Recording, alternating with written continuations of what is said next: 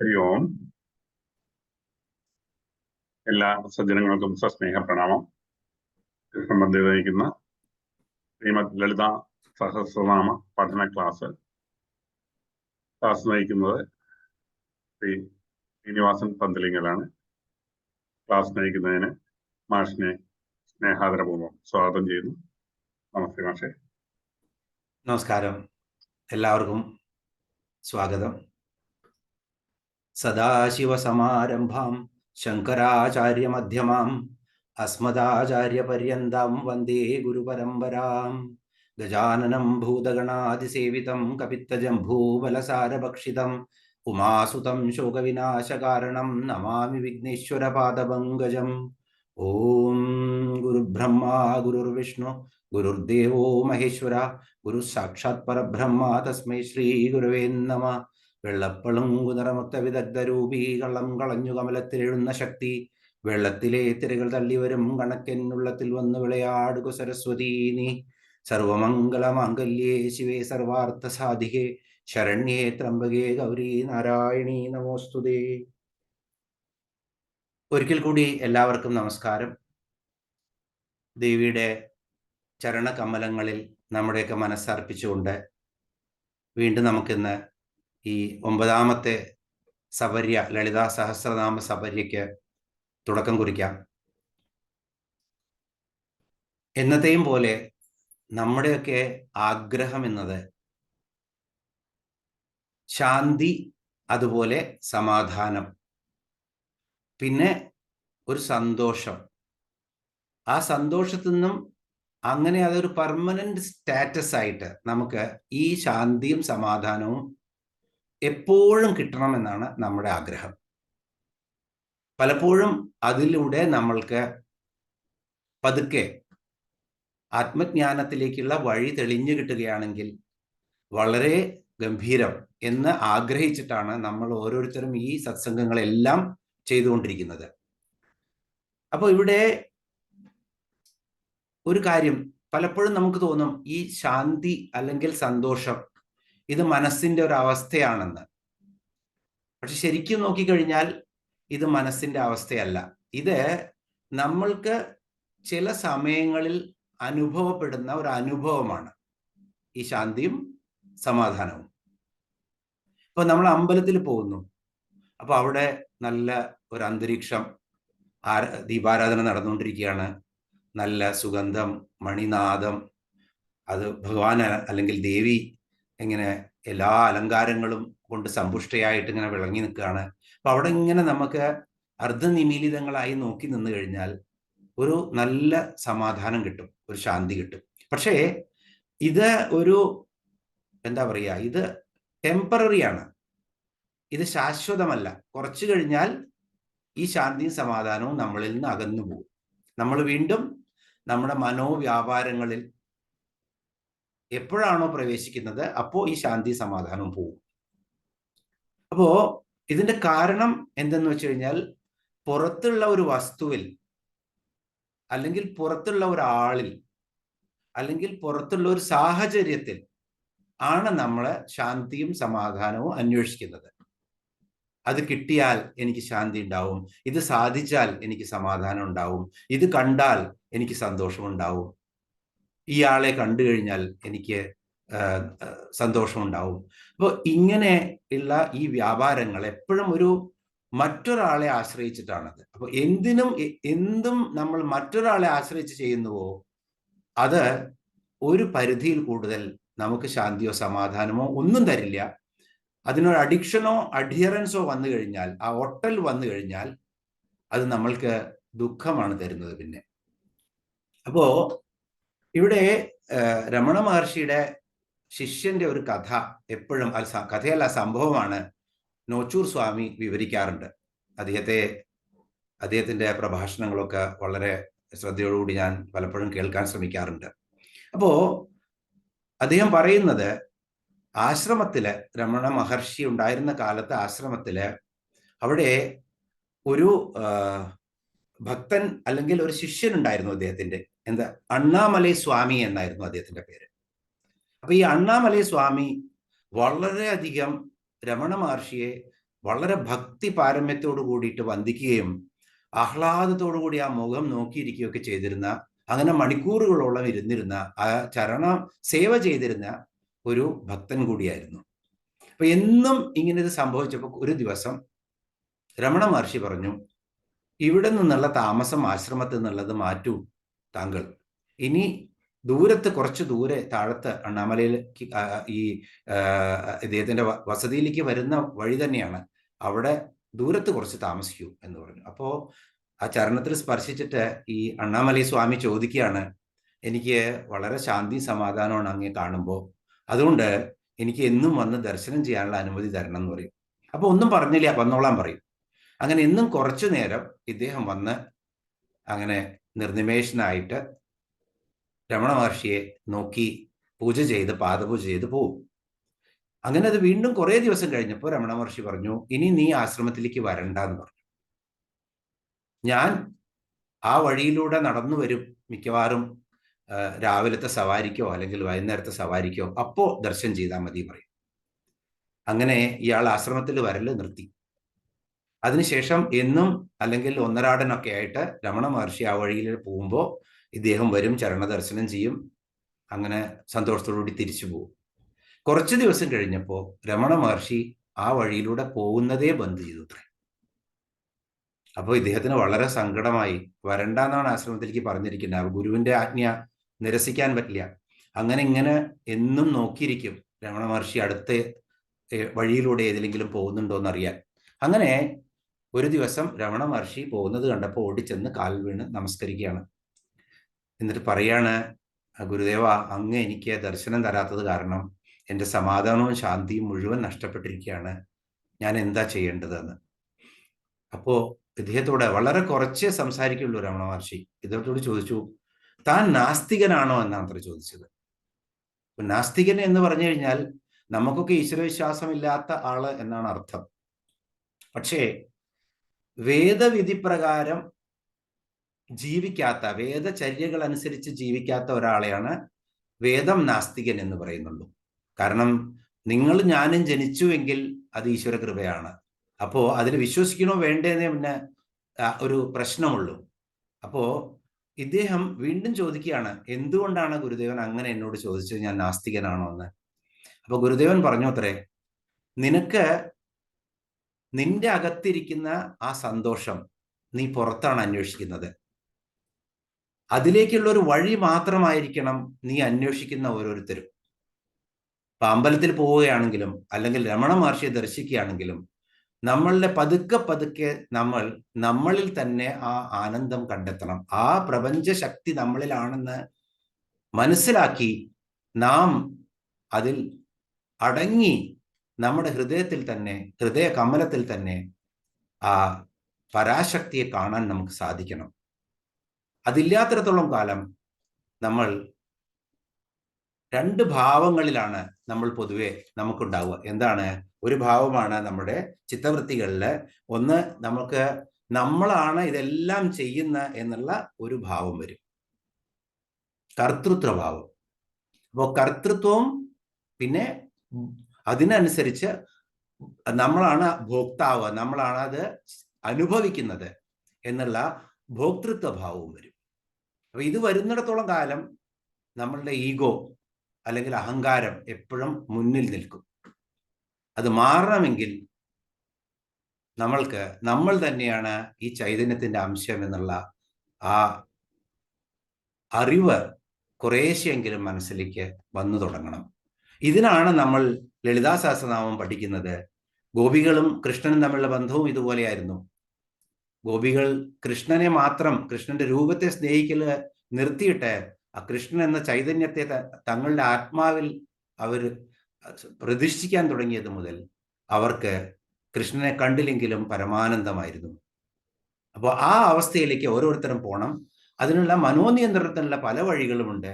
ആ വഴികളിൽ ഒന്നാണ് ഇന്ന് നമ്മൾ കാണുന്ന ചില നാമങ്ങൾ.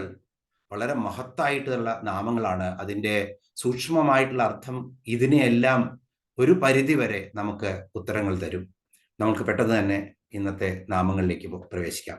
നമ്മൾ 16 ശ്ലോകമാണ് കണ്ടത്. 17ാമത്തെ ശ്ലോകത്തിലേക്ക് നമുക്ക് പ്രവേശിക്കാം. അപ്പോൾ നമ്മൾ എവിടെയാണ് തുടങ്ങിയത്? ചിദഗ്നികുണ്ഡത്തിൽ നിന്നും ഉയർന്നു വന്ന ദേവിയുടെ ശിരസ് മുതൽ, അല്ലെങ്കിൽ ആ കജം എന്ന് വെച്ചാൽ മുടി മുതൽ നമ്മൾ ഇങ്ങനെ താഴത്തേക്ക് വന്നുകൊണ്ടിരിക്കുകയാണ്. അപ്പോ ഇനി നമ്മൾ കാണുന്നത് എന്താണ്? ദേവിയുടെ കാമേശജ്ഞാത സൗഭാഗ്യ മാർദ്ദവോരു ദയാന്വിത, മാർദ്ദവോരു ദ്വയാന്വിത, കാമേശജ്ഞാത സൗഭാഗ്യ മാർദ്ദവോരു ദ്വയാന്വിത. ഇത് ഒരൊറ്റ ശ്ലോകമാണ്, മുറിക്കാൻ പാടില്ല. അത് നമ്മൾ പദം മനസ്സിലാക്കാൻ വേണ്ടി ഞാൻ അതിനെ മുറിച്ച് പറയും. പക്ഷേ അത് ഒറ്റ ശ്ലോകമാണ്, ഒറ്റ അർത്ഥമാണ് ഈ ഒരൊറ്റ വരിക്ക്. അപ്പൊ കാമേശജ്ഞാത സൗഭാഗ്യ മാർദ്ദവ ഊരു ദ്വയാന്വിത. ഇവിടെ ദേവിയുടെ ഇനി ഊരുദ്വയങ്ങളെയാണ് വിശേഷിപ്പിക്കുന്നത്. ഊരുദ്വയം എന്ന് പറഞ്ഞു കഴിഞ്ഞാൽ ദേവിയുടെ തുടകളാണ്. അപ്പോ ഇവിടെ എന്താണ് പറയുന്നത്? കാമേശജ്ഞാതം എന്നാണ് പറയുന്നത് ദേവിയുടെ ഊരുദ്വയങ്ങളെ.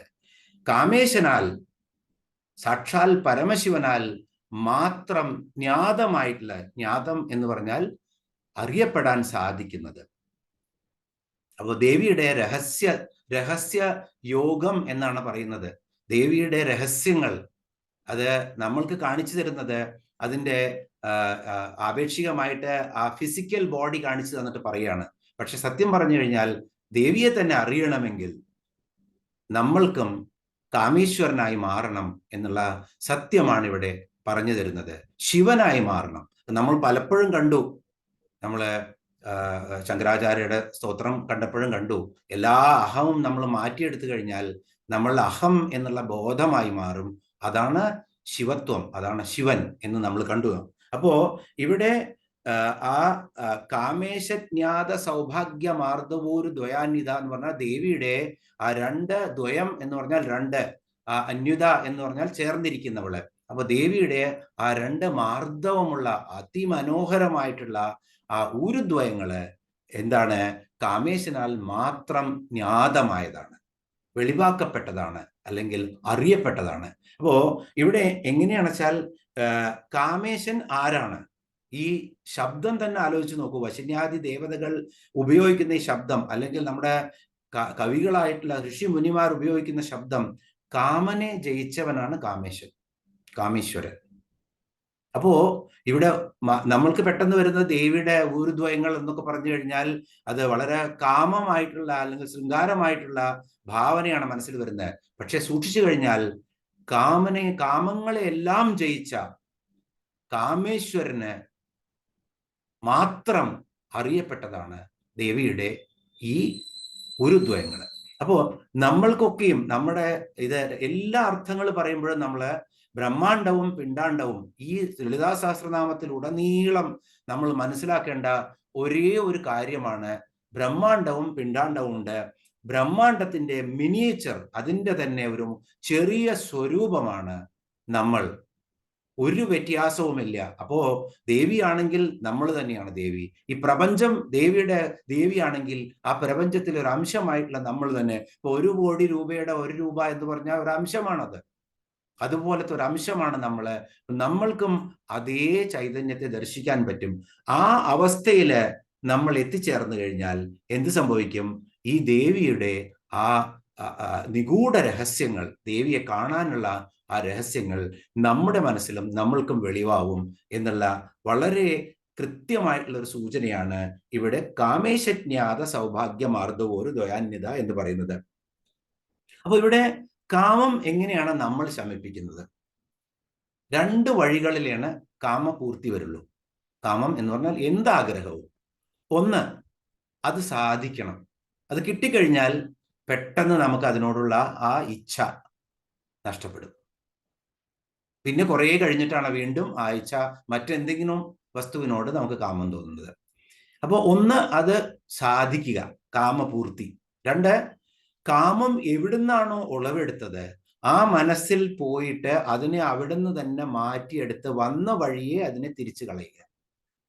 അത് നമ്മൾ യോഗവിദ്യ എന്നൊക്കെ പറയും. ഈ 2 വിദ്യകൾ മാത്രമേ ഉള്ളൂ. പക്ഷെ നമ്മളെ പഠിപ്പിച്ചിരിക്കുന്നത് എന്താണ്? ആഗ്രഹിക്കരുത്, ഒരാഗ്രഹവും പാടില്ല, ആഗ്രഹം നല്ലതല്ല എന്നൊക്കെയാണ് നമ്മളെ പഠിപ്പിച്ചിരിക്കുന്നത്. നമ്മൾ ആരും വിചാരിച്ചിട്ടല്ല ഈ ആഗ്രഹം വരുന്നത്, ആണോ? ഒരിക്കലുമല്ല. നമ്മൾ ആഗ്രഹിക്കണം എന്ന് വിചാരിച്ചിട്ടല്ല ആഗ്രഹങ്ങൾ വരുന്നത്. നമ്മളുടെ കർമ്മങ്ങളുടെയോ സഞ്ചിത കർമ്മങ്ങളുടെയോ ആർജിച്ചിട്ടുള്ള കർമ്മങ്ങളുടെയോ ഒക്കെ ഫലമായിട്ട് നമ്മൾക്ക് പല കാര്യങ്ങളും ആഗ്രഹങ്ങളും വരും. അപ്പോ ഇവിടെ ഇതിനെ, ഈ കാമേശ്വരനെ എന്തുകൊണ്ടാണ് പറയുന്നത്? കാമേശ്വരനാണ് 2 രൂപമുള്ള ഈ പ്രപഞ്ചത്തിന്റെ സൃഷ്ടാവ്. എങ്ങനെ? കാമേശ്വരൻ കാമനെ ജയിച്ചതുമാണ്.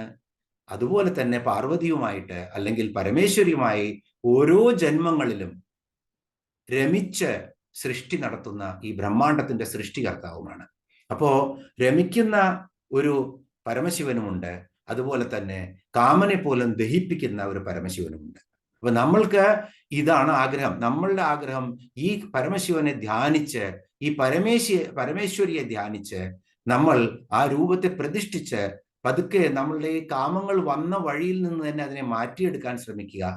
അങ്ങനെ പതുക്കെ പതുക്കെ നമ്മൾക്കും ഈ ദേവീ സ്വരൂപം നമ്മുടെ മനോമുകുരത്തിൽ തെളിഞ്ഞു വരും എന്നുള്ളതാണ് ഇവിടെ ഈ അർത്ഥമായിട്ട് ഈ ശ്ലോകത്തിന്റെ നമുക്ക് പറയാനുള്ളത്. അപ്പോ ഇവിടെ പാർവതിയായി രമിക്കുന്ന പരമശിവനും അതുപോലെ തന്നെ കാമനെ ദഹിപ്പിച്ച പരമശിവനും ഇതേ അനുഭവമാണ് നമ്മൾക്ക് ഓരോരുത്തർക്കും നമ്മളുടെ എല്ലാ ദിവസവും നമ്മളുടെ ആഗ്രഹങ്ങൾ നമുക്ക് വരുന്നത്.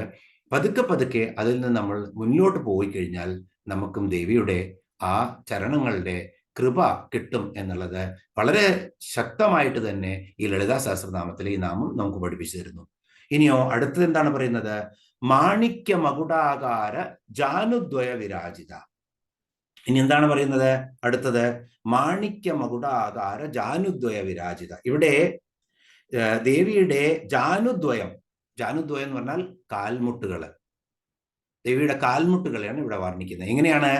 മാണിക്യ മകുടാകാരം. മകുടം എന്ന് പറഞ്ഞു കഴിഞ്ഞാൽ കിരീടമാണ്. അപ്പൊ ഒരു കിരീടത്തിന്റെ ആകൃതിയിലുള്ള, അതുപോലെ വൃത്ത ആകൃതിയിലുള്ള മാണിക്യരത്നം, അഖണ്ഡ മാണിക്യം, വലിയ ഒരു മാണിക്യക്കല്ല് കിട്ടിക്കഴിഞ്ഞാൽ അതിനെ ഒരു കിരീടത്തിന്റെ രൂപത്തിലാക്കി എടുത്തു കഴിഞ്ഞാൽ എന്താണോ അത്രയും ആകാര സൗഷ്ഠവവും അത്രയും മനോഹാരിതയുമുള്ള കാൽമുട്ടുകളാണ് ദേവിയുടെ എന്നാ പറയുന്നത്. മാണിക്യ മകുടാകാര ജാനുദ്വയം, 2 കാൽമുട്ടുകൾ, അതുമായി വിരാജിതയാണ് ദേവി. അതുമായിട്ട് അങ്ങനെ ശോഭിക്കുന്നവളാണ് ദേവി.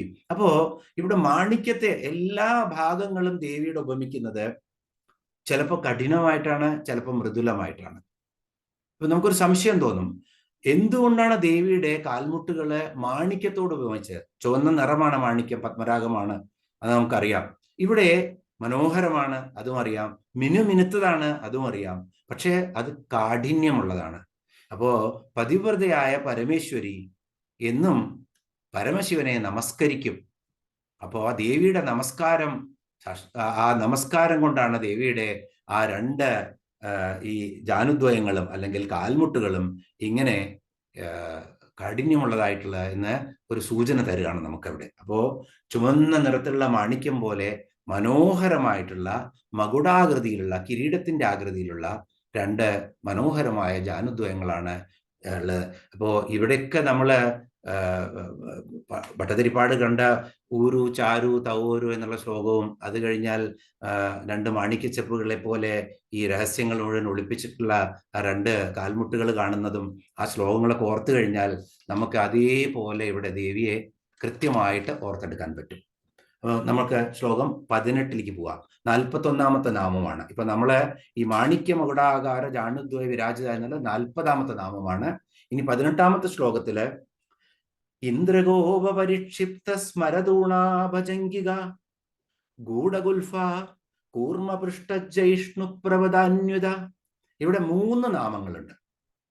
അപ്പോ ഒരു നാമം ഇന്ദ്രഗോപ പരിക്ഷിപ്ത സ്മരതൂണാഭജംഗിക. ഈ നാമം ശ്രദ്ധിച്ചു വായിക്കണം. പലരും അർത്ഥത്തെ അനർത്ഥമാക്കി മാറ്റി വായിക്കുന്നത് കേട്ടിട്ടുണ്ട്. ഇന്ദ്രഗോപ പരിക്ഷിപ്ത, അവിടെ കട്ട് ചെയ്യും. അത് കഴിഞ്ഞ് സ്മരതൂണാഭ ജംഘിക, ഇങ്ങനെ പറയണ സ്മരതൂണ ഭജംഗിക എന്ന് വളരെ തെറ്റിയിട്ട് വായിക്കുന്നത് കേട്ടിട്ടുണ്ട്. ഇന്ദ്രഗോപ പരിക്ഷിപ്ത സ്മരതൂണ ഭജംഗിക. ഭജംഗിക എന്ന് പറഞ്ഞിട്ടൊരു വാക്കില്ല. ഇന്ദ്രഗോപ പരിക്ഷിപ്ത സ്മരതൂണാഭ ജംഗിക എന്നാണ് ഇവിടെ. അപ്പോ ദേവിയുടെ ജംഘയാണ് അല്ലെങ്കിൽ ജംഘികളാണെങ്കിൽ കണങ്കാലിനെയാണ് കണങ്കാൽ എന്ന് പറയും, അല്ലെങ്കിൽ മുഴങ്കാൽ എന്ന് പറയും. നമ്മുടെ മുട്ട് കഴിഞ്ഞു കഴിഞ്ഞാൽ ആ ഭാഗത്തിനെയാണ് കണങ്കാൽ എന്ന് പറയുന്നത്. പാദത്തിന് തൊട്ട് മുകളിലുള്ള മുട്ടിനടിയിലുള്ള വലിയ ഭാഗത്തിനെയാണ് കണങ്കാൽ അല്ലെങ്കിൽ മുഴങ്കാൽ എന്ന് പറയുന്നത്. അപ്പോ ഇവിടെ എന്തിനാണ് ഉപമിക്കുന്നത്? അത് ഇന്ദ്രഗോപ പരിക്ഷിപ്ത സ്മരതൂണാഭ ജംഘിക. എങ്ങനത്തെ ജംഘികയാണ് ദേവിയുടെ? സ്മരതൂണാഭ. അപ്പൊ സ്മരൻ എന്ന് പറഞ്ഞാൽ നിങ്ങൾക്കൊക്കെ തറോ ആയി കാണുമ്പോ സ്മരൻ എന്ന് പറഞ്ഞാൽ കാമദേവനാണ്.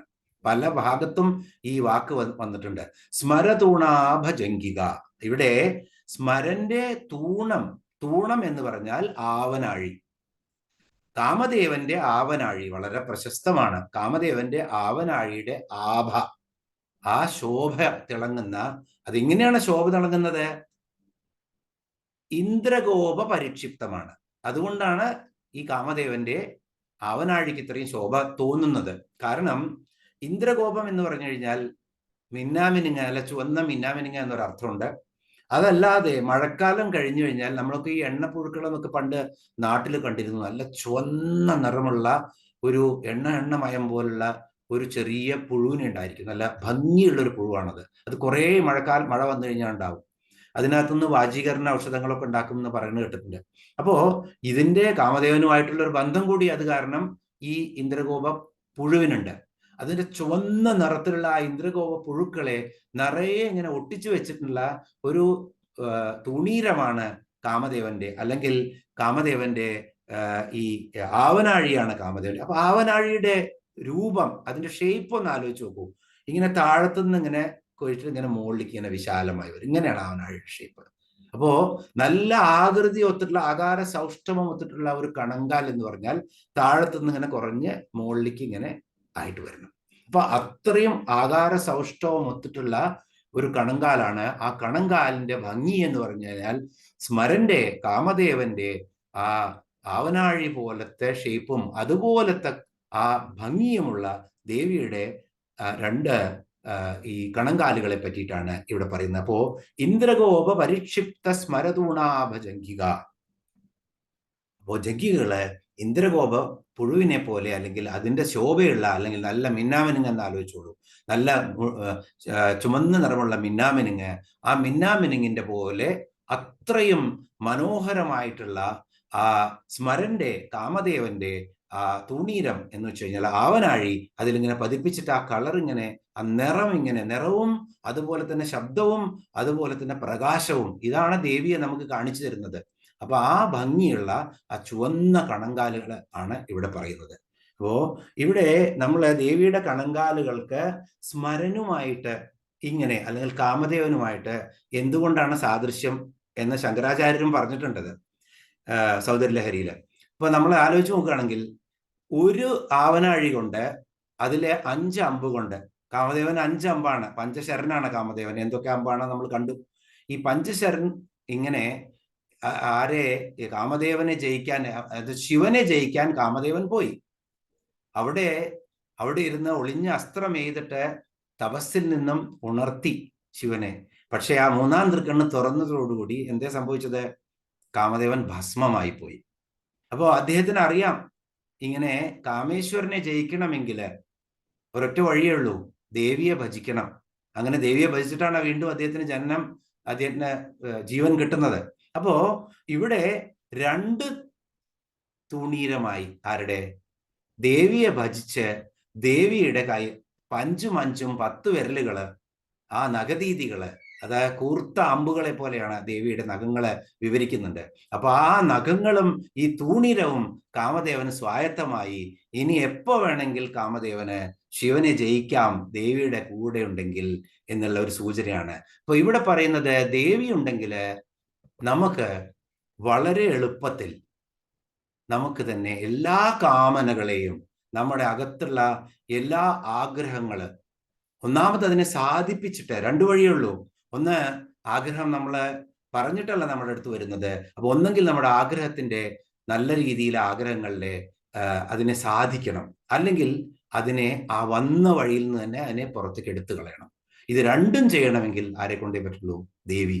അപ്പോ ഈ ദേവിയുടെ കണങ്കാൽ എന്നുള്ള ആ തൂണീരങ്ങൾ കാമദേവനെ പോലും ശിവനെ ജയിക്കാൻ ഉപയോഗിക്കുമെങ്കിൽ നമുക്കും എത്ര എളുപ്പത്തില് ഈ കാമേശ്വരനെ ജയിച്ച് കാമേശ്വരിയുടെ മനസ്സിൽ സ്ഥാനം പിടിക്കാൻ പറ്റും എന്നോർത്ത് നോക്കൂ. അപ്പോ ഇതാണ് അവിടുത്തെ പദാർത്ഥം, ഇതാണ് അവിടുത്തെ ഗൂഢാർത്ഥം. അപ്പോ ഇന്ദ്രഗോപ പരിക്ഷിപ്ത സ്മരതൂണ ഭജംഗിക. ഇനിയോ ഗൂഢഗുൽഫ, 42ാമത്തെ നാമമാണ്. ഗൂഢഗുൽഫ എന്ന് വെച്ച് കഴിഞ്ഞാൽ, ഗുൽഫം എന്ന് പറഞ്ഞു കഴിഞ്ഞാൽ ഞെരിയാണിയാണ്. ഞെരിയാണി എന്ന് പറഞ്ഞാൽ പുറകില് പാദത്തിന്റെ ഇടയ്ക്കുള്ള 2 എല്ലുകൾ ഞെരിയാണിയും അതുപോലെ തന്നെ ആ ഭാഗങ്ങളും മുഴുവൻ ഉൾപ്പെട്ടതാണ് ഗുൽഫം എന്ന് പറയുന്നത്. ഇവിടെ സാമുദ്രിക ശാസ്ത്രത്തിലെ സൗന്ദര്യം പറയുന്നത് ഈ എല്ല് മുഴച്ചിരിക്കുന്ന ഞെരിയാണി ആവാൻ പാടില്ല എന്നുള്ളതാണ്, പ്രത്യേകിച്ചും സ്ത്രീകളുടെ. അതുപോലെ തന്നെ അതൊരർത്ഥം ഗൂഢമായിട്ടുള്ള ഗുൽഫദ്വയങ്ങളോട് കൂടിയവൾ ദേവി വളരെ മനോഹരിയാണ്. അപ്പൊ ദേവിക്ക് എല്ല് മുളച്ചിട്ടുള്ള ഗുൽഫങ്ങളൊന്നുമല്ല, വളരെ മനോഹരമായിട്ടുള്ളതാണ് ഒന്ന്.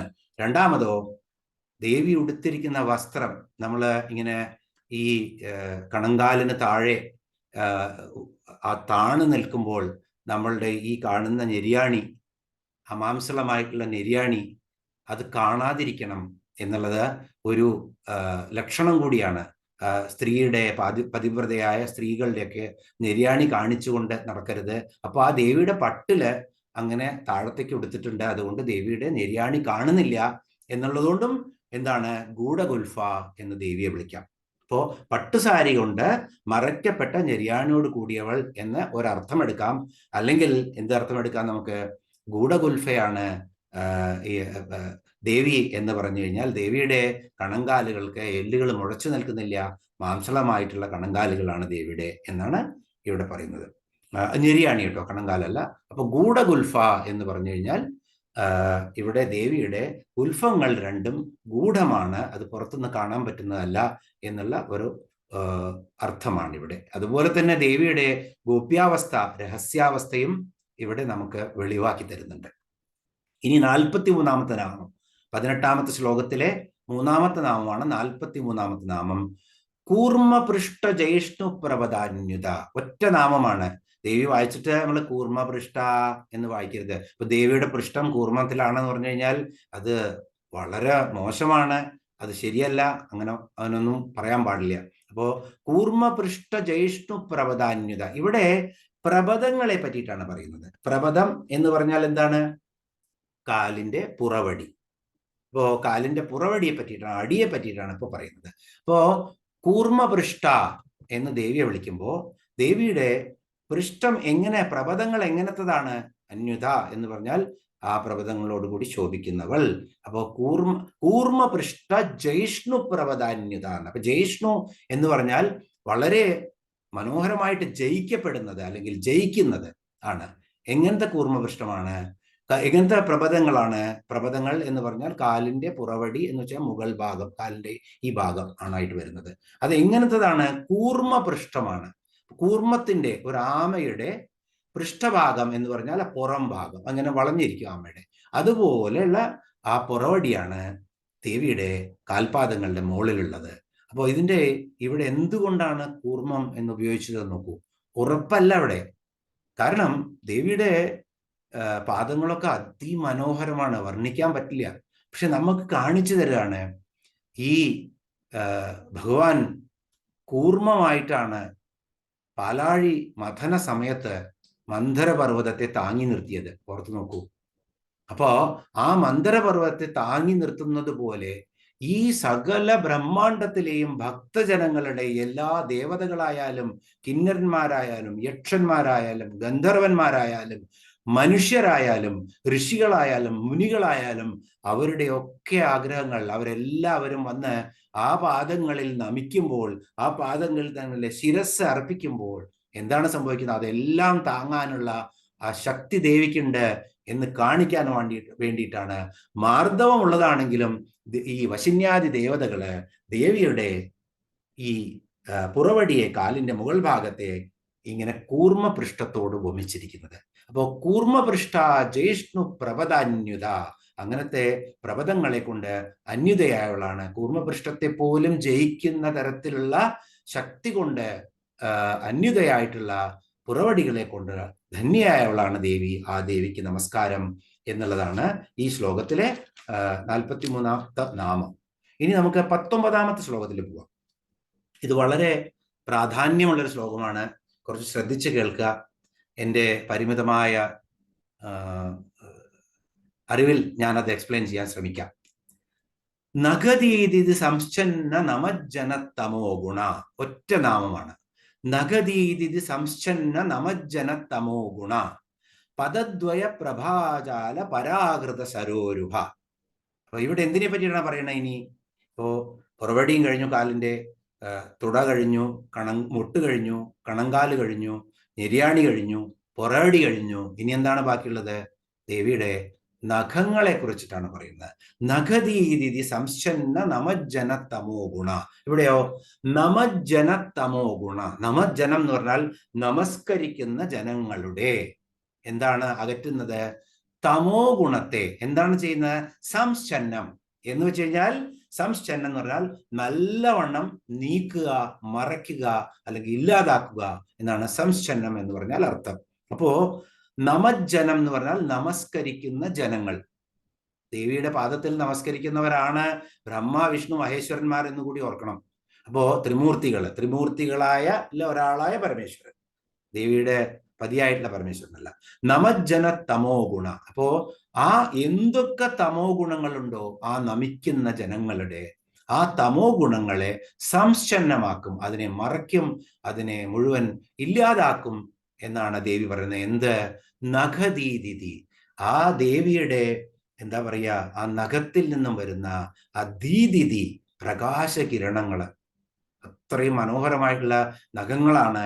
ആ നഖങ്ങളെ ഇങ്ങനെ വളഞ്ഞ് വളരെ ഭംഗിയുള്ള ആ നഖങ്ങളെ, കാമദേവന്റെ അമ്പുകളെ പോലും വെല്ലുന്ന അത്രയും മനോഹാരിത അതിനുണ്ട് എന്നാണ് പറയുന്നത്. ആ നഖങ്ങളിൽ നിന്നും വരുന്ന ആ പ്രഭാപൂരം ഈ ആരൊക്കെയാണോ നമസ്കരിക്കുന്നത് ദേവിയുടെ പദാംബുജങ്ങളെ, അവരുടെയൊക്കെ തമോ ഗുണത്തെ, അവരുടെയൊക്കെ പാപത്തെ, അവരുടെയൊക്കെ എല്ലാവിധ പാപബോധങ്ങളെയും ഭാവനകളെയും ഒക്കെ നശിപ്പിച്ച് സംശ്ചന്നമാക്കിയിട്ട് അവർക്ക് മോക്ഷം കൊടുക്കും ദേവി എന്നാണ് ഈ നാമത്തിൽ പറയുന്നത്. നഖദീതി സംശ്ചന്ന നമജ്ജനത്തമോ ഗുണ. അപ്പോ ദേവിയുടെ പാദനഖങ്ങളിൽ നിന്നും വരുന്ന എന്തായാലും പറയാ, നഖേന്ദു മരീചി എന്നൊക്കെ കാവ്യഭാഷയിൽ പറയും. ആരുടെ നഖേന്ദു മരീചികളിൽ നിന്ന് വന്നു നിന്റെ സൗന്ദര്യം എന്നൊക്കെ കാവ്യഭാഷയിൽ പറയുന്നുണ്ട്. ദേവിയുടെ അത്രയും ആ ഭാഷയിൽ നിന്നാണ് ഇതൊക്കെ പഠിച്ചിട്ടായിരുന്നു പണ്ടുള്ള കവികളും സിനിമ എഴുതിയിരുന്ന ഗാന നിർമ്മാതാക്കളും ഒക്കെ അല്ലെങ്കിൽ രചയിതാക്കളും ഒക്കെ എഴുതിയിരുന്ന എന്ന് സംശയമില്ലാത്ത കാര്യമാണ്. കാരണം ദേവിയുടെ ഈ പ്രഭാപൂരമുള്ള നഖദീജികളെ കുറിച്ച് അവര് എവിടെയെങ്കിലും വായിച്ചു കാണും. അങ്ങനെയുമുള്ള നഖങ്ങൾ ഉണ്ടാവാം എന്നുള്ള ആ ഭാവനയിൽ നിന്നും വന്നതായിരിക്കാം അവരുടെ ഇങ്ങനെ ഈ നഖദീതി സംശ്ചന്ന എന്നുള്ളതിലത്തെ ഈ കാവ്യഭാവനകൾ. അപ്പൊ ഇവിടെ നഖദീതി സംശ്ചന്ന നമജ്ജന തമോ ഗുണം. അപ്പൊ ഇരുട്ടിനെ മുഴുവൻ മാറ്റുകയാണ്, ഭക്തഹൃദയങ്ങളിലെ തമോ ഗുണ തമസ്സിനെ മാറ്റുകയാണ്. അപ്പോ ഇരുട്ട് എന്ന് പറഞ്ഞാൽ എന്താണ്? പ്രകാശമില്ലാത്ത അവസ്ഥ. അപ്പൊ ദേവിയുടെ ആ നഖങ്ങളുടെ, ഇപ്പൊ ശിരസ് മുതൽ നഖം വരെ നമ്മൾ വർണ്ണിച്ചു. ഏതെങ്കിലും ഒരു ഭാഗം നമ്മുടെ ഹൃദയത്തിൽ ചെന്നു കഴിഞ്ഞാൽ ആ പ്രകാശകിരണങ്ങൾ, നഖത്തിന്റെ പ്രകാശകിരണങ്ങൾക്ക്, നഖം എന്ന് പറഞ്ഞാൽ പൊതുവെ അതിനെ നമ്മൾ ഡെഡ് ടിഷ്യൂ എന്നാണ് പറയുക. ജീവനില്ലാത്ത ടിഷ്യൂ ആയിട്ടാണ് നഖത്തിനെ കണക്കൂട്ടുന്നത്. അപ്പോ ഈ നഖത്തിന്റെ അതുപോലും ഇത്രയും പ്രകാശം ചൊരിയുന്നുവെങ്കിൽ ആലോചിച്ച് നോക്കൂ, ദേവിയുടെ മറ്റുള്ള ഭാഗങ്ങളൊക്കെ നമ്മൾക്ക് വേണ്ടി നമ്മൾ ഈ പഠിച്ച ഭാഗങ്ങൾ ഒക്കെ എത്ര ആ മുഖാരവിന്ദവും ആ നയനങ്ങളും ആ അധരങ്ങളും ആ നാസികയും ആ കർണവും ആ ശരീരം മുഴുവനും എത്ര സുന്ദരമായിരിക്കും. അതിൽ നിന്നുള്ള പ്രകാശം നമ്മളിലേക്ക് ജന്മജന്മാന്തരങ്ങളിലുള്ള പാപങ്ങളെ നശിപ്പിക്കുന്നതാണ് എന്നുള്ള സംശയമില്ല എന്നുള്ളതാണ്. അപ്പോൾ ഈ നാമം വളരെ ശ്രദ്ധിച്ച് മനസ്സിലാക്കി കഴിഞ്ഞാൽ വീണ്ടും വീണ്ടും നമുക്ക് ദേവിയുടെ സ്ഥൂല രൂപം നമുക്ക് മനസ്സിൽ തെളിയിപ്പിക്കാൻ ഉള്ള ഒരു കാരണം കൂടിയാകും. അപ്പൊ ഇങ്ങനെ ദേവന്മാരും ത്രിമൂർത്തികളും കൂടി നമസ്കരിക്കുന്ന പാദമാണ് ദേവിയുടെ. അവിടെ നിന്ന് വരുന്ന ആ ധൂളികൾ. അപ്പൊ നമ്മൾക്ക് എന്താ വേണ്ടത് നമസ്കരിക്കാൻ? എന്താണ് നമസ്കാരം എന്നതിന്റെ പ്രത്യേകത?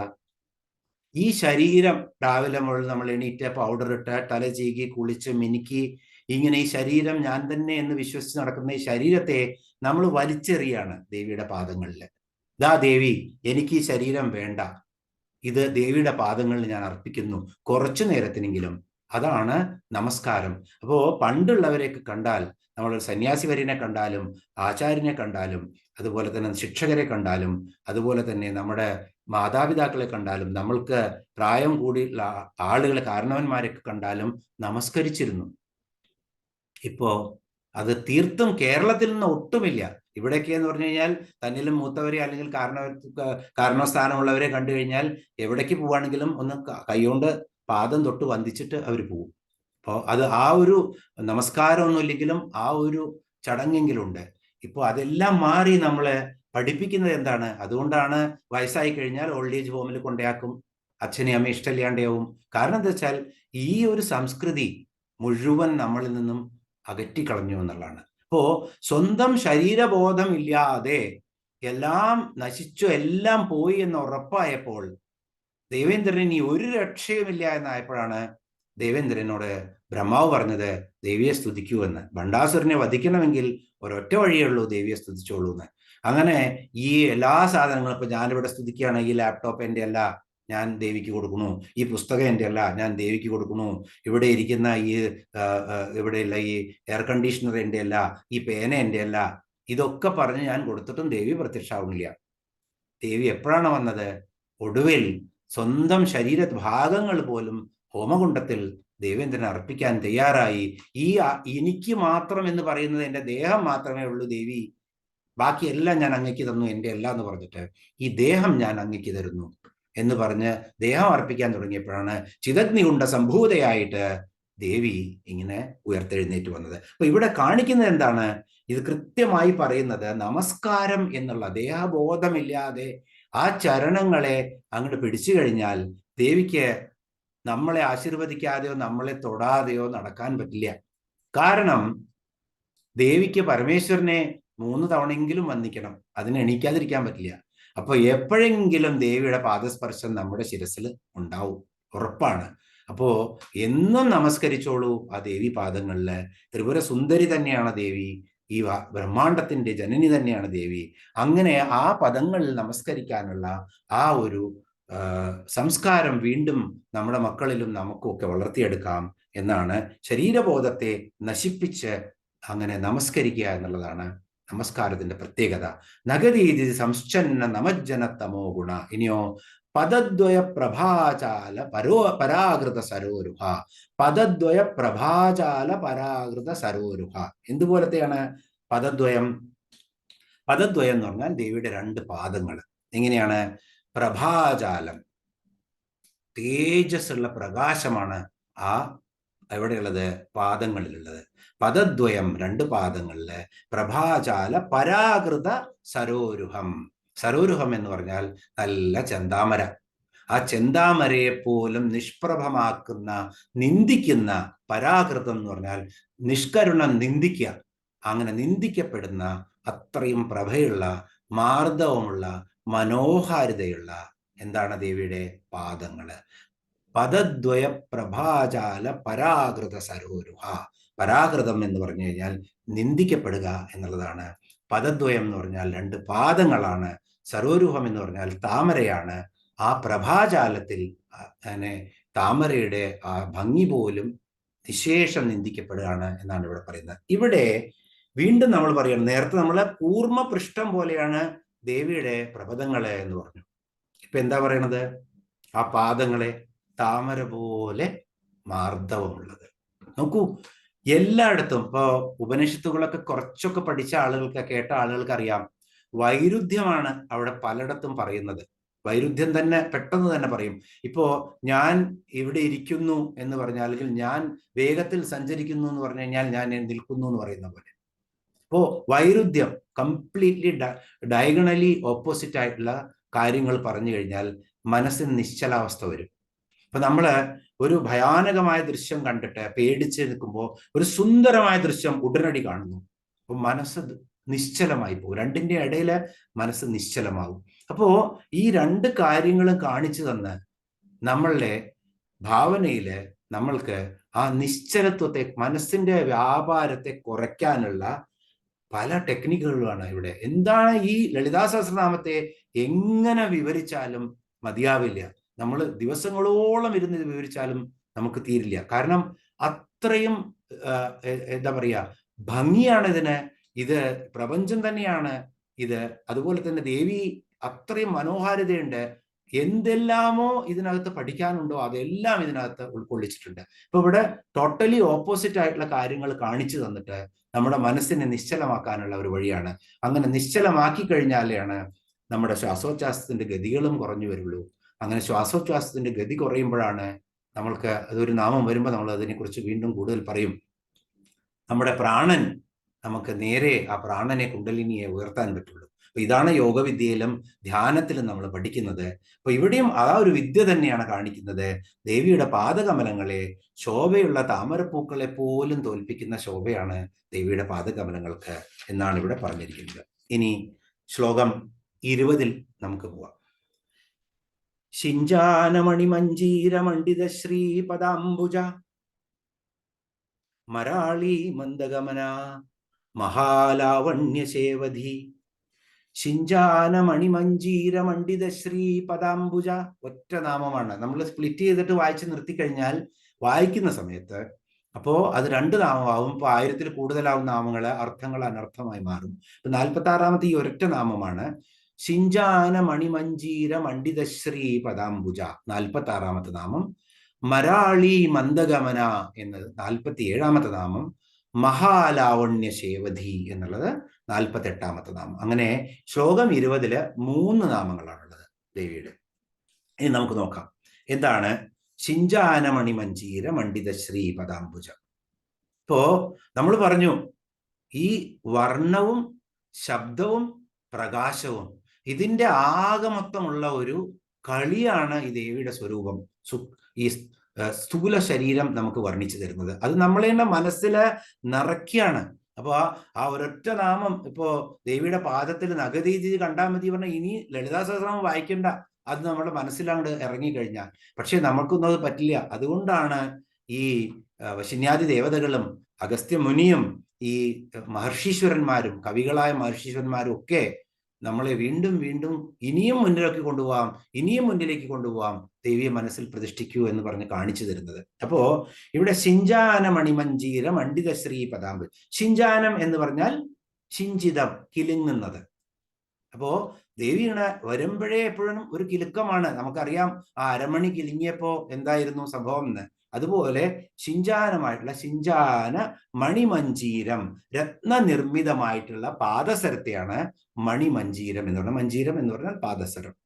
ഓക്കെ, അപ്പോ ആ വളരെ മനോഹരമായിട്ടുള്ള പാദസരമാണ്, രത്നങ്ങളാൽ നിർമ്മിതമായിട്ടുള്ള പാദസരമാണ്. അതിന്റെ കിലുക്കം എങ്ങനെയാണ്? ആ മണ്ഡിതം എന്ന് പറഞ്ഞാൽ അലങ്കരിക്കപ്പെട്ടത്. ശിഞ്ചാന മണിമഞ്ജീര മണ്ഡിത ശ്രീപദാംബുജ, ശ്രീപദാംബുജമാണ് ദേവിയുടെ സർവ ഐശ്വര്യങ്ങളുടെയും വെള്ളനിലമായിട്ടുള്ള ആ പദാംബുജാണ്. നമുക്കറിയാം ദേവി ഇരിക്കുന്നത് എങ്ങനെയായിരുന്നു എന്നുള്ള ധ്യാന ശ്ലോകത്തില്. ആ സകല നിധികളും, നവനിധികളും, അഷ്ടസിദ്ധികളും നവനിധികളും ഒക്കെ നിറച്ചു വെച്ചിട്ടുള്ള ആ കുടത്തിൽ തന്നെയാണ് എന്നാണ് നമ്മൾ സങ്കല്പിക്കേണ്ട. കുടത്തിന്റെ പുറത്ത് എന്തിനു പറയണം, ആ കലശത്തിൽ തന്നെ ആ പാദം വെച്ചിരിക്കുകയാണ്. അപ്പൊ ആ പാദം എന്ന് പറഞ്ഞു കഴിഞ്ഞാൽ ശ്രീയാണത്, മഹാലക്ഷ്മി തന്നെയാണ് ആ പാദം ദേവിയുടെ. അപ്പോ ഇങ്ങനെയുള്ള ആ പാദം, ആ ശ്രീപദാംബുജം എങ്ങനത്തതാണ്? ശിഞ്ചാന മണിമഞ്ജീരമാണ്. ഇങ്ങനെ ആ മഞ്ജീരത്തിന്റെ, മണിമഞ്ജീരത്തിന്റെ ആ നോപുരങ്ങളുടെ ധ്വനി അല്ലെങ്കിൽ ആ കിലുക്കത്തിൽ അങ്ങനെ മനോഹരമായിട്ടുള്ള ശ്രീപദാംബുജത്തോടു കൂടിയ ദേവിക്ക് നമസ്കാരം. ശിഞ്ചാന മണിമഞ്ജീര മണ്ഡിത ശ്രീപദാംബുജ.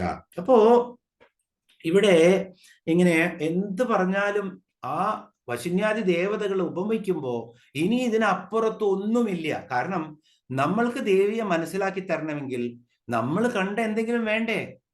അതുകൊണ്ടാണ് ഇങ്ങനെ ചെയ്യുന്നത്. അതേ സമയത്ത് നമ്മൾക്ക് ദേവിയെ അറിയാമെങ്കിൽ ഇതൊക്കെ ദേവിയുടെ കണ്ടിട്ട് വന്നതാണെന്ന് പറയാം, അല്ലേ? പക്ഷെ നമ്മൾ ദേവിയെ കാണാത്തത് കൊണ്ട് ആ അനുഭവം നമുക്ക് ഉണ്ടാക്കി തരാൻ വേണ്ടിയിട്ടാണ് ഇങ്ങനെയുള്ള ഉപമകളും ഉൽപ്രേക്ഷകളും രൂപകങ്ങളും ഒക്കെ ധാരാളം നമുക്ക് കാണിച്ചു തരുന്നത്. 47ാമത്തെ നാമം മരാളി മന്ദഗമന. ദേവിയുടെ ചലനത്തെ പറ്റിയിട്ടാണ് പറയണത്. എല്ലാം കഴിഞ്ഞു. ദേവിയുടെ പദാംബുജത്തിൽ അണിഞ്ഞ പാദസരം, കേശം മുതൽ പാദസരം വരെയായി. ഇനി എന്താണ് പറയുന്നത്?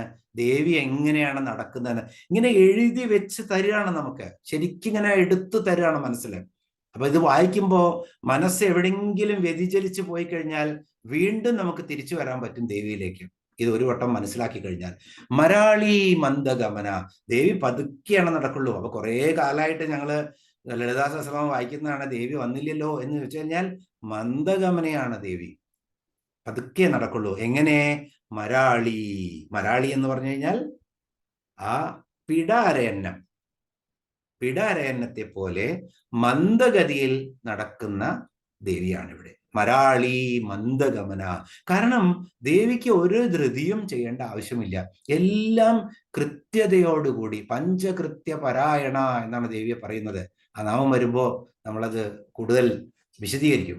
അപ്പോ എല്ലാം ചെയ്യുന്നത് കൃത്യതയോടുകൂടി സമ്പൂർണമാണ് ദേവി. അപ്പൊ ഒരു കാര്യവും ഹറി അപ്പ് ചെയ്യേണ്ട ആവശ്യമില്ല, നമുക്കാണ് ഹറി അപ്പ് ചെയ്യേണ്ടുള്ളൂ. ദേവിയുടെ സൃഷ്ടിയാണ് നമ്മളെ. ഇപ്പോ ഒരു ഒരു എക്സാമ്പിൾ പറയുമ്പോൾ ഇപ്പൊ നമ്മള് ചില നല്ല ഹോസ്പിറ്റലുകളിൽ, മോശമായ ഹോസ്പിറ്റലിന്റെ കാര്യമില്ല പറയുന്നത്, ധാരാളം പേഷ്യൻസ് അഡ്മിറ്റ് ആയിരിക്കും. അപ്പോൾ ചിലവർക്ക് വയറുവേദന ഉണ്ടാവും, ചിലവർക്ക് അലർജി ഉണ്ടാവും. അപ്പൊ അവർക്ക് എന്തെങ്കിലും വന്നു കഴിഞ്ഞാൽ അവർക്ക് പേടിയാണ്. പക്ഷേ അവിടെയും കുറെ മലയാളങ്ങൾ ഉണ്ടായിരിക്കും, അരയന്നപ്പിഴകൾ നടക്കുന്ന നല്ല നഴ്സുമാര്.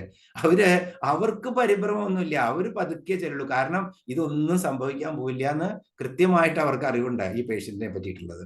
അപ്പോ അല്ലെങ്കിൽ ഇനിയിപ്പോ സംഭവിക്കേണ്ടതാണെങ്കിൽ ഞാൻ ഇവിടുന്ന് ഓടിപ്പിടിച്ച് പോയിട്ടും കാര്യമില്ല എന്നുള്ളതും അറിയാം. അപ്പൊ അതുപോലെ ഉള്ള ഒരു അവസ്ഥയാണ് ഇവിടെ. നമ്മളുടെയൊക്കെ കാര്യം അതുപോലെയാണ്. എന്ത് സംഭവിക്കുകയാണെങ്കിലും ദേവിക്ക് അറിയാം ഇതൊക്കെ തന്നെ സംഭവിക്കുള്ളൂ എന്നുള്ളത്. അത് മാറ്റണമെങ്കിൽ നമ്മൾ തന്നെ മാറ്റിയെടുക്കേണ്ടി വരും. എന്നാലാണ് ദേവിക്ക് നമ്മളെ സഹായിക്കാൻ പറ്റൂ. അപ്പൊ ഇവിടെ കൃത്യതയോടുകൂടി എല്ലാം ചെയ്തു വെച്ചിരിക്കുന്ന ദേവിയാണ്. അപ്പോ വളരെ മന്ദമായിട്ടാണ്. അപ്പോ സ്ത്രീ സൗന്ദര്യത്തിന്റെ ഒരു ലക്ഷണം കൂടിയാണ് ഈ അന്നനട. സാമുദ്രിക ശാസ്ത്രത്തില് അത് പറഞ്ഞിട്ടുണ്ട്. അതുപോലെ തന്നെ നമ്മുടെ പുരാണങ്ങളിലൊക്കെ ഗജഗാമിനി എന്ന് പറയും, ആനയുടെ നടത്തം. അതുപോലെ പിന്നെ കാറ്റ് വാക്ക് എന്നല്ല ഇപ്പൊ പറയുക. കാരണം മാർജാരന്മാര് നടക്കുന്നത്, ഓടുന്നതോ ഇര പിടിക്കുന്നതോ അല്ല, വളരെ പതുക്കെ ആയിട്ടാണ് നടക്കുന്നത്.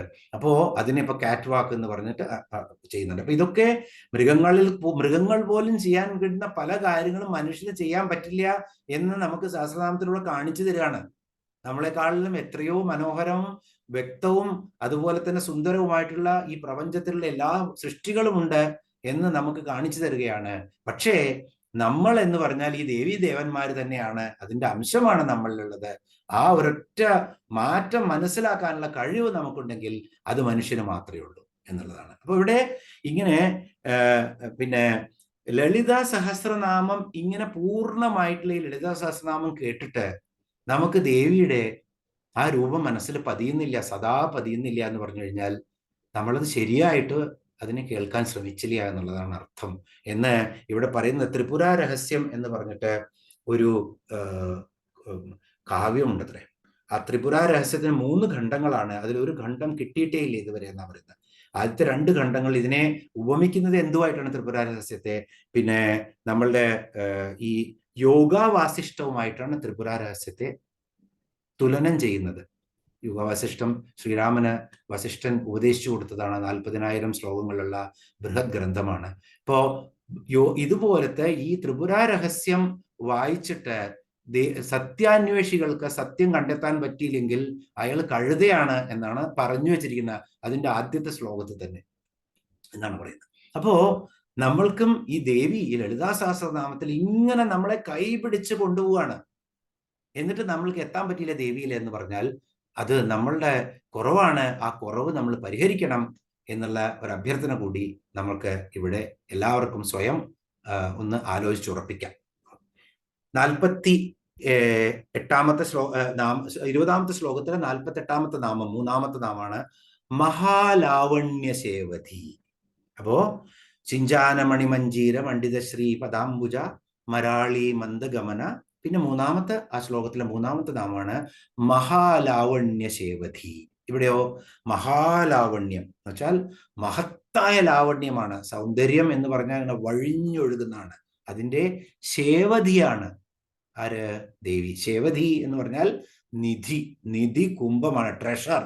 ഈ ലാവണ്യത്തിന്റെ, സൗന്ദര്യത്തിന്റെ, അഴകിന്റെ, ഈ പ്രപഞ്ചത്തിന്റെ സകല സൗന്ദര്യങ്ങളുടെയും മൂർത്തിമത് ഭാവമാണ് ദേവി. അതാണ് ഇവിടെ പറയുന്നത് മഹാലാവണ്യ ശേവധി. ശേവധി എന്ന് പറഞ്ഞാൽ നിധിയാണ്, നിധി കുംഭമാണ് ദേവി, ഇതിന്റെ ലാവണ്യത്തിന്റെ. അപ്പോ ദേവിയുടെയൊക്കെ സൗന്ദര്യത്തെ പറ്റി ഇതിലും കൂടുതൽ എങ്ങനെ വർണ്ണിക്കാൻ പറ്റും എന്നുള്ളതാണ്. ഇപ്പോ രാമകൃഷ്ണ പരമഹംസർക്ക് കാളി ക്ഷേത്രത്തിൽ വെച്ചിട്ട് ത്രിപുരസുന്ദരിയായ ദേവി ദർശനം കൊടുക്കുമായിരുന്നു. ഈ ദർശനം കിട്ടിക്കഴിഞ്ഞിട്ട് പിന്നെ ഭക്തന്മാര് വരികയാണ് രാമകൃഷ്ണ പരമഹംസരെ കാണാൻ. അത് കണ്ടു കഴിഞ്ഞാൽ ഇങ്ങനെ പറയാണ്, പഞ്ചേന്ദ്രിയങ്ങൾക്ക് അനുഭവിക്കാൻ പറ്റുന്ന ഒന്നുമല്ല ഇതെന്ന്, അതിൻ്റെയൊക്കെ അപ്പുറമാണ് ദേവിയുടെ സൗന്ദര്യം എന്ന് രാമകൃഷ്ണ പരമഹംസര് അങ്ങനെ വിവരിച്ചു കൊടുക്കുമെന്ന്.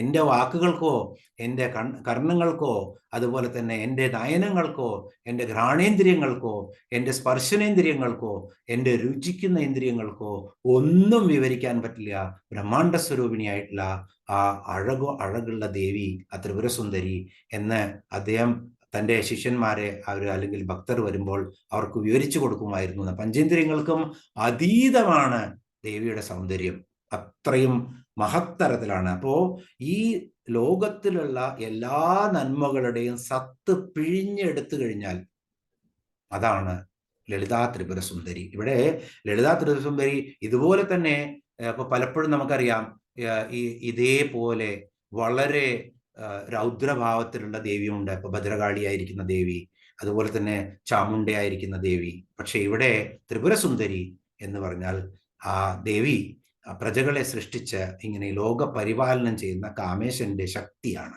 ദേവിയുടെ. അപ്പോൾ നമുക്ക് അങ്ങനെ നമ്മൾ 20ാമത്തെ ശ്ലോകം കഴിഞ്ഞു. ഇനി 21ാമത്തെ ശ്ലോകത്തിലേക്ക് പ്രവേശിക്കാം. അപ്പോൾ കംപ്ലീറ്റ് ആയി ദേവിയുടെ മുഴുവൻ ആ സ്ഥൂല ശരീരത്തിന്റെ വർണ്ണനയും നമ്മൾ കണ്ടു. ഇനിയോ സർവാരുണാനവദ്യാംഗി സർവാഭരണഭൂഷിത ശിവകാമേശ്വരാംഗസ്ഥ ശിവ സ്വാധീനവല്ലഭ. 6 നാമങ്ങളാണ് ഈ 21ാമത്തെ ശ്ലോകത്തിലുള്ളത്. സർവാരുണ അനവദ്യാംഗി 2 നാമങ്ങളാണ്. സർവ അരുണയാണ് ദേവി. ദേവി സർവ അരുണയാണ് എന്ന് വെച്ച് കഴിഞ്ഞാൽ നമുക്കറിയാം ഇത് നിറങ്ങളും ശബ്ദങ്ങളും അതുപോലെ തന്നെ പ്രകാശവും ഇങ്ങനെ കോരിച്ചൊരിഞ്ഞുകൊണ്ട് നിൽക്കുകയാണ് ദേവി. സർവ അരുണവർണ്ണമാണ്. അപ്പോൾ അരുണവർണ്ണം എന്ന് പറഞ്ഞാൽ ചുവപ്പാണ്. പക്ഷെ ആ ചുവപ്പ് പറഞ്ഞ പ്രഭാത സൂര്യന്റെ ചുവപ്പായിട്ടാണ് നമ്മൾ അരുണവർണ്ണത്തെ എപ്പോഴും വിശേഷിപ്പിക്കുന്നത്. അപ്പോ ദേവിയുടെ വസ്ത്രം, ആഭരണം, രൂപം എല്ലാം ഈ അരുണവർണ്ണം തന്നെയാണ്. ഇത് നമുക്ക് ഇഷ്ടം പോലെ സിന്ദൂരാരുണ എന്ന് പറഞ്ഞ അവിടുന്ന് തുടങ്ങിയാണ് ധ്യാന ശ്ലോകത്തില്. ഏതൊക്കെയാണ്? ഉദ്യദ്ഭാനു സഹസ്രാവ, ഉദിച്ചു വരുന്ന ആയിരക്കണക്കിന് സൂര്യനെ പോലെ ശോഭയുള്ള ദേവി.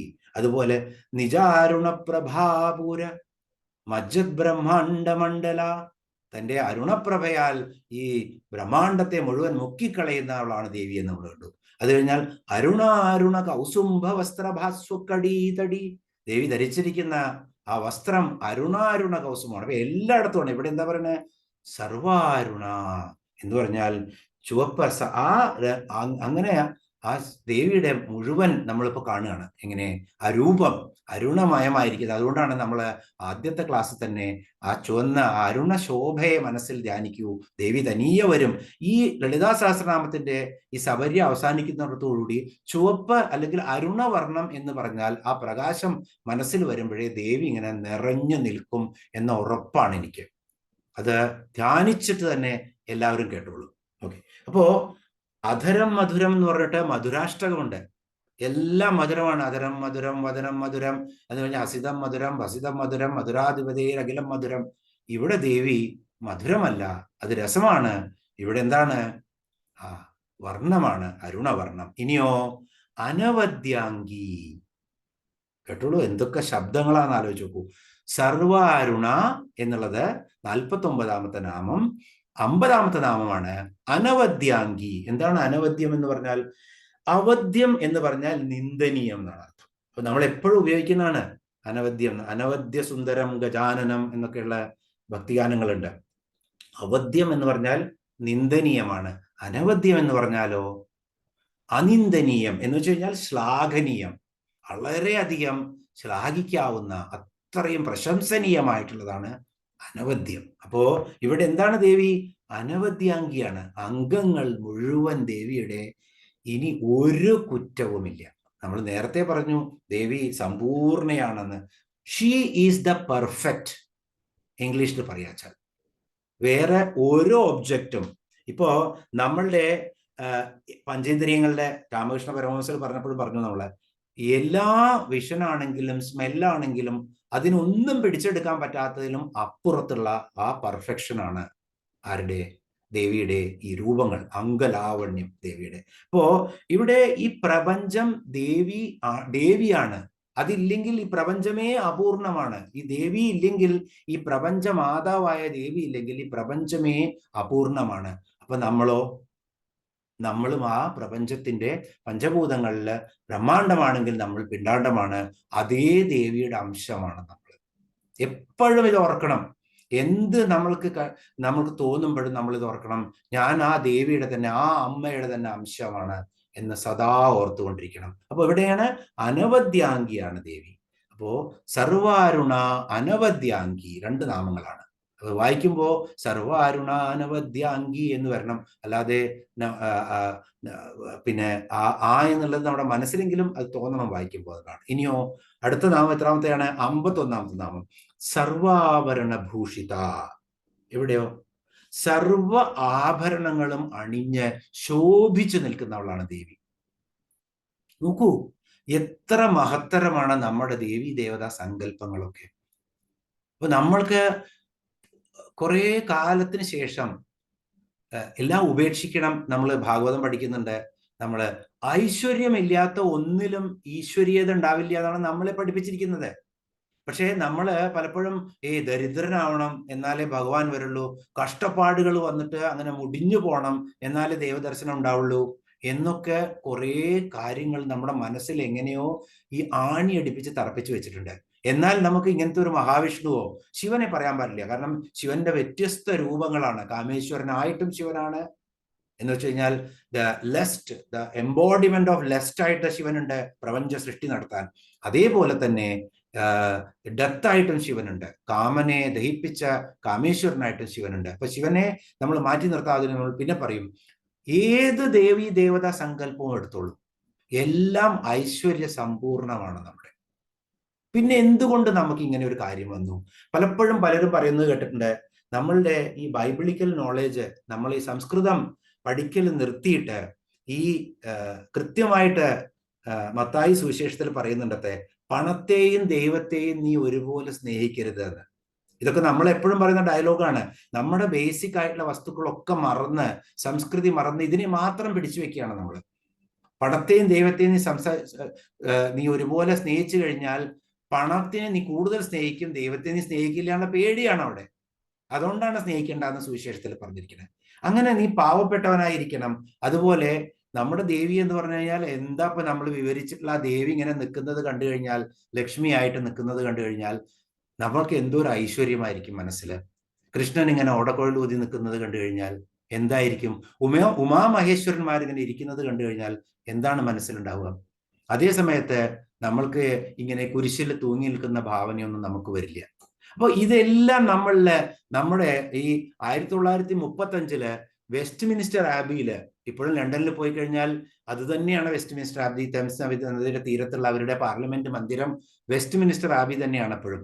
ഈ ഇപ്പോൾ ക്രിക്കറ്റ് മാച്ച് നടന്നുകൊണ്ടിരുന്നു, ഇപ്പോൾ വേൾഡ് ടെസ്റ്റ് ചാമ്പ്യൻഷിപ്പ് ലോർഡ്സിൽ, അപ്പൊ അത് കാണിച്ചിരുന്നു. അപ്പോ എപ്പോഴും കാണാൻ പറ്റും നമുക്കത്. അവിടെ മെക്കാളോ പ്രഭു ഒരു നിയമം കൊണ്ടുവന്നു അത്രേ, ഭാരതത്തില് ദരിദ്രനാണെങ്കിലും ധനവാനാണെങ്കിലും അവര് മാനസികമായിട്ട് സമ്പന്നരാണ്. ഇവരെ നമ്മൾക്ക് ഈ സമ്പന്നതയിൽ നിന്നും അവരെ മാറ്റണമെങ്കിൽ ഒരേ ഒരു വഴിയേ ഉള്ളൂ. അവരുടെ കൾച്ചർ, അവരുടെ സംസ്കാരം, സംസ്കൃതി അത് സംസ്കൃതമാണ്. അതിലാണ് എല്ലാം എഴുതി വെച്ചിരിക്കുന്നത്. അത് അവരിൽ നിന്ന് എടുത്തു മാറ്റണം എന്ന് പറഞ്ഞ് ഇതിൻ്റെയൊക്കെ ഉപോത്ബലകമായിട്ട് ഇവിടുത്തെ ചിന്തകന്മാരെ പോലെ നമ്മുടെ ആരാണ് പറഞ്ഞത് സതി നിർത്തലാക്കി? ആരാണ്? Rajaram Mohan Roy, correct, I don't recollect. അദ്ദേഹം എത്ര സതി നമ്മൾ കേട്ടിട്ടുണ്ട്. നമ്മളുടെ അച്ഛൻ എത്ര വർഷം ജീവിച്ചിരുന്നിട്ടാണ്? ഇപ്പൊ എന്റെയൊക്കെ കാര്യം പറയുകയാണെങ്കിൽ അമ്മ 94 വയസ്സിലാണ് മരിച്ചത്. അമ്മയുടെ അമ്മയെ നല്ലോണം ഓർത്തിരുന്നു. എന്നാണ് ഈ സതി എത്ര സതി നമ്മൾ കേട്ടിട്ടുണ്ട്? പുസ്തകങ്ങളിലല്ലാതെ എവിടെങ്കിലും സതി നടന്നു എന്നുള്ളത് നിങ്ങൾക്ക് കാണാൻ പറ്റും? എവിടെയാണോ വളരെ ക്രിമിനൽ ആയിട്ട് ആരെങ്കിലും കൊണ്ടുപോയി തീയിലിടുക എന്ന് പറഞ്ഞാൽ സതിയല്ല. സ്വയം മനസ്സോടുകൂടി ഭർത്താവ് മരിച്ചു കഴിഞ്ഞാൽ തീയിൽ ചാടി മരിക്കണം എന്ന് പറഞ്ഞിട്ട് ഇവിടെ സതി നിർത്തലാക്കി എന്നുള്ള സോഷ്യൽ സ്റ്റഡീസിൽ നമ്മൾ പഠിച്ച. ഞാൻ ഇന്നേ വരെ എത്രയോ കാരണവന്മാരോട് ഡിസ്കസ് ചെയ്തിട്ടുണ്ട്. നിങ്ങളുടെ ഗ്രാമത്തിൽ എവിടെയെങ്കിലും സതി ഉണ്ടായിട്ടുണ്ടോ? ആർക്കും അറിയില്ല. രേഖപ്പെടുത്തിയിട്ടുള്ള സതി ആകെ 3 എണ്ണമാണ് ഇന്ത്യയിലുള്ളത്. ശരിക്കും രേഖപ്പെടുത്തിയിട്ടില്ല. കാരണം ആളുകൾക്കൊക്കെ അറിയാലോ. അത് രേഖപ്പെടുത്തിയില്ലെങ്കിൽ നമുക്ക് അറിയാൻ പറ്റും. നമ്മുടെ വില്ലേജിൽ സതി നടന്നിട്ടുണ്ടെങ്കിൽ അത് എത്രയോ കാലം കഴിഞ്ഞാലും അറിയാം. അപ്പോ ഇതെല്ലാം ഇങ്ങനെ പറഞ്ഞുണ്ടാക്കി നമ്മളെ എന്തോ പ്രാകൃതരാക്കി മാറ്റി. അതുപോലെ തന്നെ ആത്മീയത എന്ന് പറഞ്ഞാൽ സംസ്കൃതം മുഴുവൻ മാറ്റിവെച്ച് കാമം എന്ന് പറഞ്ഞു കഴിഞ്ഞാൽ വെറും കാമമായി പോയി, അതിന്റെ അർത്ഥമേ മാറി. അങ്ങനെ നമ്മളെ ഒന്നിനും കൊള്ളാത്തവരാക്കി മാറ്റി എന്നുള്ളതാണ്. അപ്പോ ഈ സർവാഭരണ ഭൂഷിത എന്ന് പറയുന്ന ഈ രൂപം മനസ്സിൽ ധ്യാനിക്കുമ്പോൾ തന്നെ ദേവിയുടെ സഹോദരനായി നിൽക്കാൻ മഹാവിഷ്ണു തന്നെ വേണ്ടി വന്നു എന്നുള്ളതാണ്. കാരണം അത്രയും ദേവി റിച്ചാണ്. അപ്പൊ ഇങ്ങനെയാണ് നമ്മുടെ ഈ നമ്മളെ എങ്ങനെ ആശീർവാദം തന്നിരുന്ന പണ്ട് കാലത്തൊക്കെ? 100 വർഷം ജീവിക്കട്ടെ നീ, ഐശ്വര്യം നിനക്ക് എന്നും ഉണ്ടാവട്ടെ, ആയുരാരോഗ്യ സൗഖ്യം എന്നാണ് ഭട്ടതിരിപ്പാടും കൂടി പറയുന്നത്. അതുപോലെ തന്നെ 100 മക്കളുണ്ടാവട്ടെ നിങ്ങൾക്ക്, അതുപോലെ സമൃദ്ധിയിൽ ഇങ്ങനെ 100 പറ വിളയട്ടെ. ഇതായിരുന്നു ആശീർവാദം എല്ലാവർക്കും കൊടുത്തിരുന്നത്. ജനകൻ ഏറ്റവും അറിയപ്പെട്ടിരുന്ന വേദാന്തത്തിലെ അൾട്ടിമേറ്റ് ആയിരുന്നു ജനകൻ. അദ്ദേഹത്തിന് സ്വത്തുണ്ടായിരുന്നില്ലേ? മിഥിലാപുരി മുഴുവൻ ഭരിച്ചിരുന്ന രാജാവായിരുന്നു ജനകൻ. പക്ഷെ അത് ഹൃദയത്തിലല്ല വേണ്ടത്, അത് തലയ്ക്ക് കയറരുത്, അത്ര മാത്രമേ ഉള്ളൂ. അപ്പോ ഇങ്ങനെയുള്ളൊരവസ്ഥയിലാണ് നമ്മൾ ദേവിയെ ധ്യാനിക്കേണ്ടത്. നമ്മളൊക്കെയും ആ റിച്ച്നെസ് നമ്മുടെ മനസ്സിൽ തിരിച്ചു കൊണ്ടുവരണം. എന്നിട്ട് അതിൽ നിന്നും നമ്മൾ ആ ഒട്ടൽ മാറ്റിയെടുത്തിട്ട് നമ്മുടെ പ്രയാണത്തിലേക്ക് പോകണം. നമുക്ക് ഈ സർവാഭരണ ഭൂഷിത 2 നാമങ്ങളും ശിവകാമേശ്വരാംഗസ്ത ശിവ സ്വാധീനവല്ലഭ ഒരുമിച്ചെടുക്കേണ്ടതാണ്. ഇന്ന് 9:30 കഴിഞ്ഞു. അതുകൊണ്ട് നമ്മളിവിടെ സമാപിക്കുകയാണ്. ഈ 21ാമത്തെ നാമത്തിലെ പിന്നെ 2 നാമങ്ങൾ, അവസാനത്തെ 2 നാമങ്ങൾ, 3 നാമങ്ങൾ, 52ാമത്തെ ശിവകാമേശ്വരാംഗസ്ത എന്നുള്ളതും 53ാമത്തെ ശിവ എന്നുള്ളതും 54ാമത്തെ സ്വാധീനവല്ലഭ എന്നുള്ളതും ഒരുമിച്ച് വിവരിക്കേണ്ട നാമങ്ങളാണ്. വളരെ പ്രാധാന്യമുള്ള നാമങ്ങളാണ്. അത് നമ്മൾ അടുത്ത ക്ലാസ്സിലെടുക്കും. നമുക്ക് ഇവിടെ അവസാനിപ്പിക്കാം, സമർപ്പിക്കാം. തിരുമേനി.